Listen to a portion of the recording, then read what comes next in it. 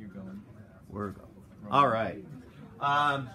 Okay, so today what we're going to do is we are moving from dealing with vectors as graphical things that we can connect together when we have to combine multiple ones, and we're going to move into the area of doing the same thing but doing it mathematically, which in the long run is much more accurate, but for some people it's mathematical, which sometimes they don't like, because when it comes to dealing with vectors, you know, the idea that things point in certain directions, at least visually, people, you know, can see that. You can make little sketches, you know, and if you have to be super accurate, you can even make sure that you make things exactly the right length, point them at the right angle, and you can do the problem just by drawing all the vectors connected together.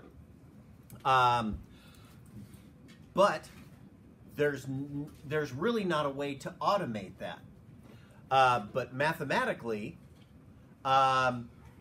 you are able essentially to program a machine to do your vector stuff for you.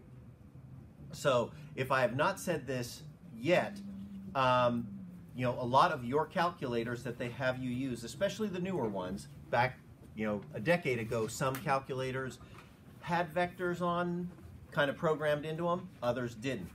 But I think just about all the ones that they have you go get now have the ability to do vectors where you can add and subtract them just like you do numbers. You usually have to learn how do you input a vector onto your calculator, because it's not like adding a number, because it has two pieces of information, so there's usually a special type of formatting that you have to put a vector in, but you can have your calculator do vector math for you. And it seems really simple, but the thing that we are going to be going through here is we're going to be going through the breakdown of how you do that using trigonometry, because that's what your calculator is actually doing behind the scenes. So everything that we're doing right now is really the way that you deal with vectors, but because it has rules, you can program it into a device so that you just put the starting things, hit enter, and it does the stuff before you behind the scenes. Now, when we talked about vectors, one of the things that we said was when you deal with two dimensions, there are different ways that you can define points on a two-dimensional plane. In a rectangular scenario, the idea is that when you want to define a particular spot anywhere on the plane, you start at the origin and you move, at least the way you're taught, you're only allowed to actually move right or left or up or down. You know, technically, you're not allowed to go at angles, so if you wanted to get to a certain spot in the first quadrant, you would move over to the right, and then you would move up to define where that spot is. Now, literally, you could say, couldn't I just walk straight there? But the idea is there is no way in this rectangular coordinate system to talk about I'm walking at an angle, because everything is defined by an x and a y coordinate. In the polar system, this is where you could say, I'm going to go straight to that spot. But the way that they break down your two-dimensional space is by the use of an angle, and so you end up like pointing yourself the direction you want to go, and then there is a second value associated, which is how far do I move away from the origin to get to the spot where I'm interested in. So on the surface, these things don't look compatible.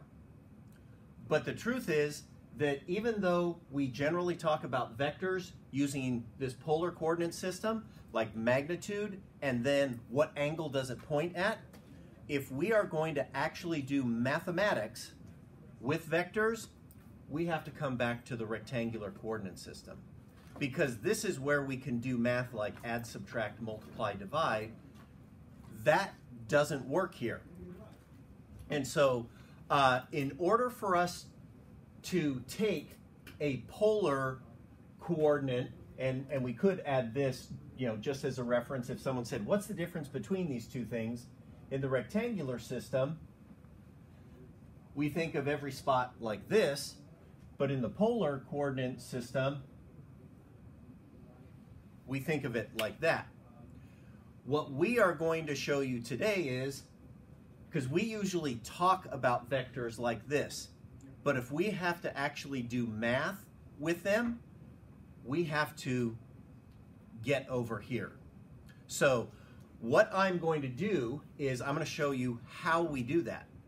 And we are going to focus only on a first coordinate vector, because I think that's the one, once we do all the breakdown, that people go, I've already learned this back in trigonometry.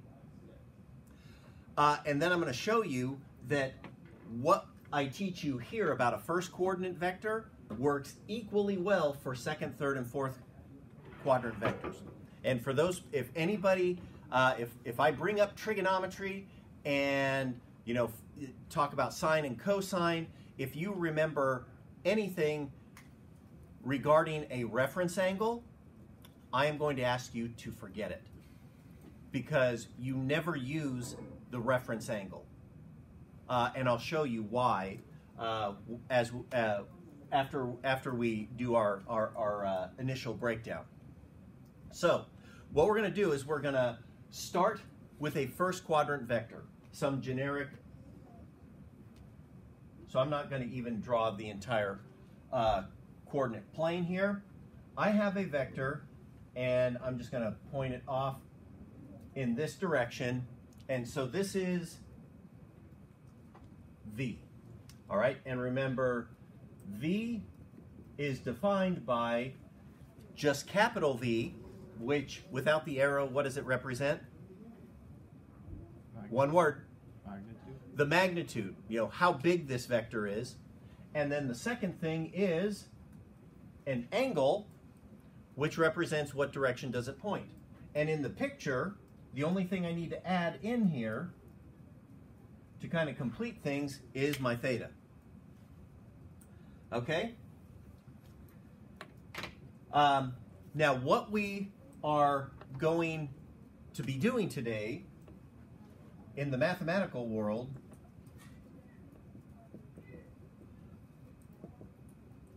is referred to as resolving a vector. And this is where we make the connection between these two things. Because as this is drawn, I have it expressed in terms of the polar coordinate coordinate plane. What I need to do is I need to be able to express this thing in terms of this.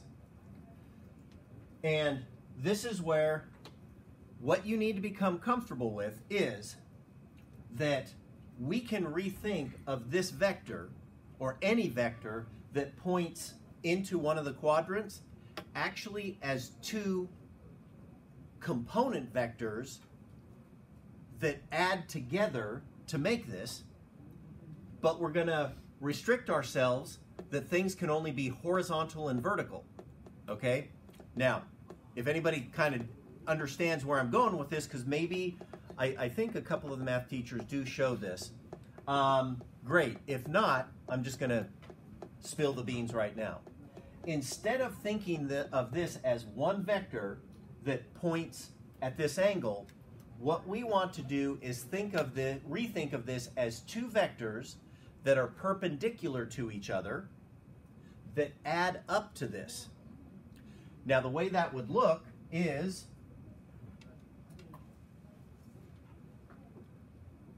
I could have one vector that would be like that. I think I drew this decently well. And then I could have a second vector that points like that. And if you notice, the two red vectors are connected tip to tail. So that is just like a vector addition problem. And these two things together add up to this. So in a way, this is a picture of two vectors being added together to give me a resultant. But what you have to become comfortable with is when you're resolving the vector, what you're not doing is taking vectors and adding them to get a product or a sum. What you're doing is you've been given the final answer in the form of the vector, and you need to break it down into these two pieces. Now, the two pieces are perpendicular to each other. That means one is horizontal and one is vertical, and that's where we come to this particular coordinate system. Because what we do here for this one that points to the right, we refer to this as Vx, or the x component of our original vector. And all that tells us is how far horizontally, and it could be right or left depending on what quadrant you're in, how far right or left does the vector take you? Guess what we call this one? RY. Not R. V, sorry. Yeah. Vy. And that is only the vertical part of our overall vector. So in this picture, the black vector is our actual vector in real time. But we can't do mathematics with the black vector. So what we have to do is we have to rethink of it as these two vectors being added together, one of which is horizontal, and we refer to that as the x component or the horizontal component, and the other piece is we refer to as the vertical component or the y component. Yeah, Anthony. Is the x just like v cosine? You're getting ahead of the game. Okay. Be patient. Okay? Because this is just a picture right now. So if you look at this picture and you can tell me, I understand what you just did. Black is my actual vector, but I'm going to think of it as the two red vectors being added together. We're good. This is where we get to, that's a conceptual understanding. We want to do math with this. That means if I gave you a vector, you would actually have a number for this v, and you would have a number for this theta. And what we need is we need to be able to put a number on this and this. And this is where you bring in your trig. Because as a result of us saying these two pieces have to be perpendicular to each other, what angle is this? It is a right angle. And when you look at this as a geometric shape, what do we have? A right triangle. A right triangle. So if we get back into right triangle terminology, what is the black side? Hypotenuse. The hypotenuse. And we have an angle. So if I take you back to trig and I say, look, I want to know what Vx is. You know what the hypotenuse is, and you know what this angle is. What is the trigonometric function that, I guess I should start with this. At least in the first quadrant, and this is where things make sense with what you learn in geometry and trigonometry. When we get to third and fourth quadrant stuff, math tells you to do one thing. I'm going to tell you to do something else for a reason. What side is the Vx? Cos. Actually, give me the name of the side. Adjacent side. It's the adjacent side, and the y component is the opposite from this angle, because this is what you're given. And if you're going, well, if I knew this, I could go get this angle. It's like, you don't need to get that angle. You can figure out both of these sides just from this one. So let's go to the Vx. What's the function that connects the adjacent side and the hypotenuse? Cos. The cosine function. So if I said, figure this thing out, this is what you would start with. The cosine of my theta is my adjacent side, which is Vx, over my hypotenuse, which as a length is just v, okay? So remember, when I'm just worried about the magnitude here, I'm not putting the arrow over the v. All right, now what I really want to calculate, and this is where we get to very basic algebra. What is this? What's my expression on the other side then? It is v times the cosine of theta. All right, now I'm going to box this one in because that's the only thing you have to remember for me here, okay?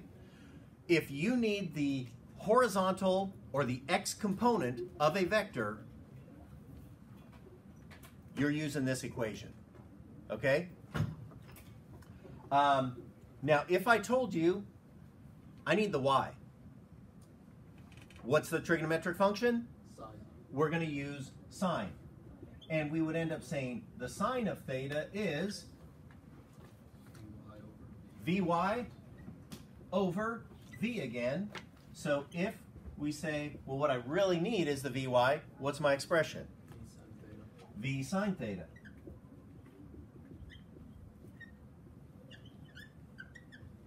Okay, I usually refer to this, I'm going to call it step, as step 1 in vector math. We can't do math directly with polar coordinate vectors. So the first thing that we have to do when we have vectors that aren't perfectly horizontal or vertical is rethink of them as a sum of two pieces, one which is horizontal and one which is vertical. And these are the two equations that you use to do this thing that in math they call resolving a vector. It's still the same thing, but you're rethinking of each vector as two pieces like the red ones instead of the single black one. Even though the single black one may actually be what's actually happening in the real world. Okay,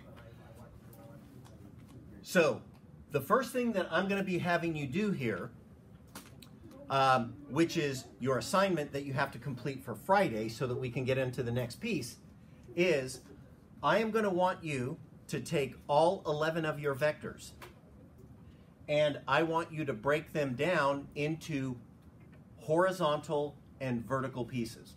So basically I want you to take vector A and break it down into AX and AY.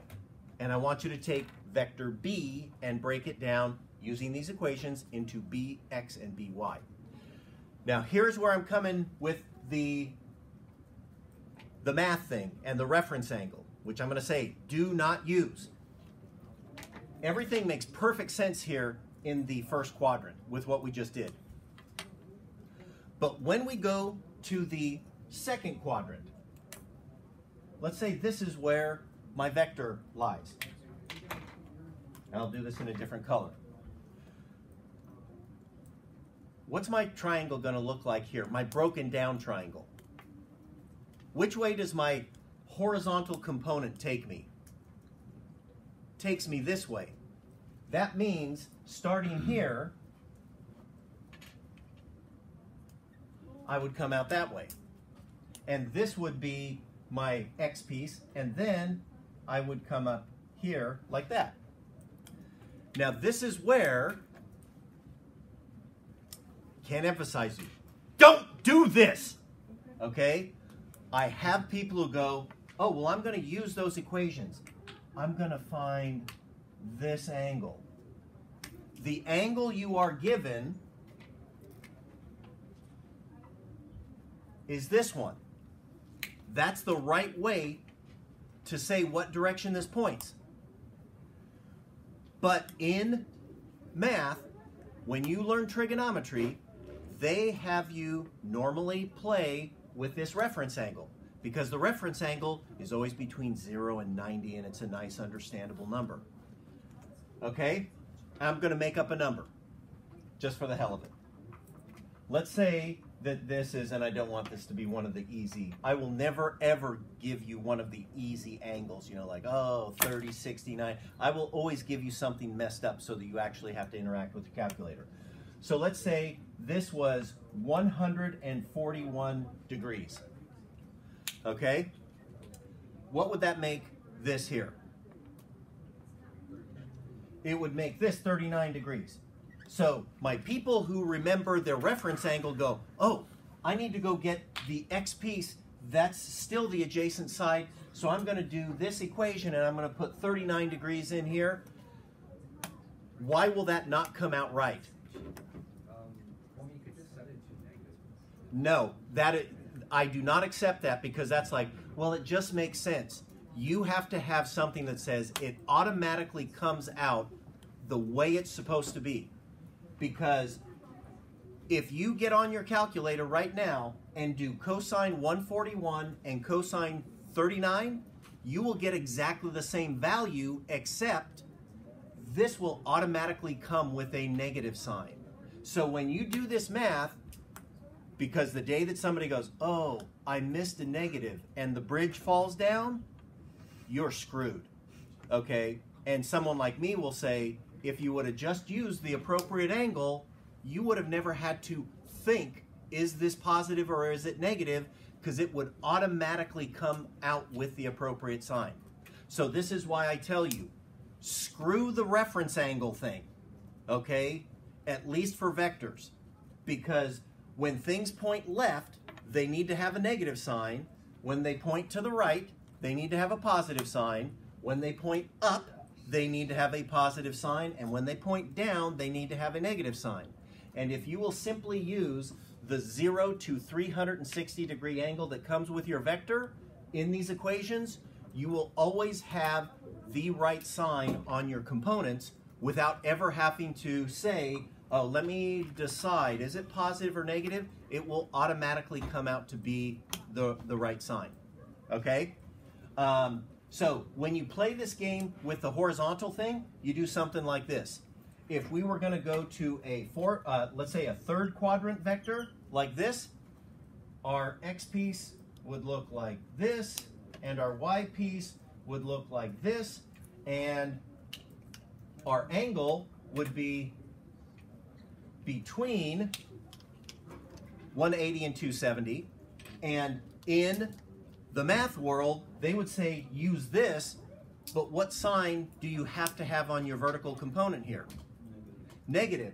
So if you took the sine of this angle and the sine of the complete angle, you would get the same value, but the one with the complete angle would automatically have a negative sign on it. So you can use this equation, and there is no thinking about, should it be positive or negative? Because when you go to, this is where I'll say, when you go to program this, you want, the calculator doesn't think. They don't look at the angle and go, oh, I need to make that negative. You need a way where it automatically comes out just the way it's supposed to be. All right? So here is what your assignment is, and I'm gonna tell you what I would really like you to do.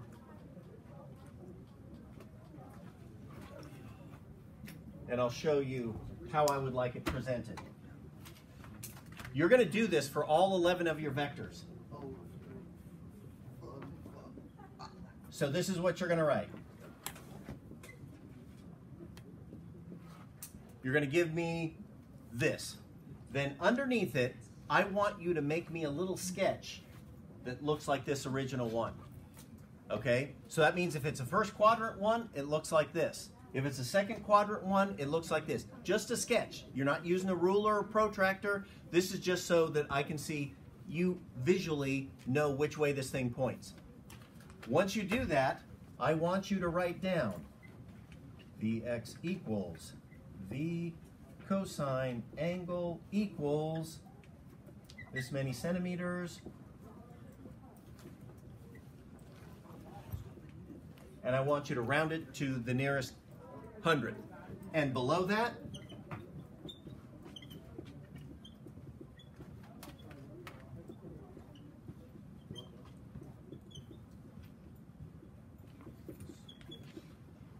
now, when you do this, I want you to give me the actual values for the V and the theta. So for A, what is it, 5 centimeters, 26 degrees?